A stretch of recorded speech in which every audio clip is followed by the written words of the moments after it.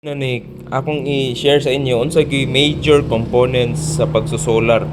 So number one is the MPPT or the solar charge controller. Kanang solar charge controller mo nay heart sa imong system.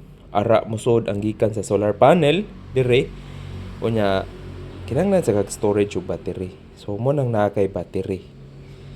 Naidagang battery 12 volts, 24 volts, 48 volts. Kanisad na asad. Depende sa imong appliances. Diri na magdepende. Kung unsay kaya ani niya, diha magdepende ang imong system. Like for example, kinahanglan kag ref. Wi-Fi ra. Ref ram ni.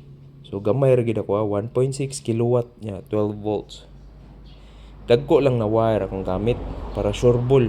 So mo na siya ika-5 na ni natong setup. Nya tanan kay naka breakers lang gid para at least safety ba? Mao gyud na importante na nakay storage, dako imong storage battery.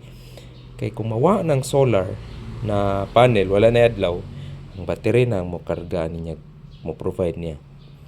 Nya kaya ni niya.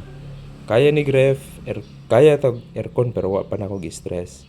1.6 raman so ref o wifi lang sa atong ikuan. Mga gasto sa dani barato ra, less than 60. So, daog na ni siya. Survive na ta og run out.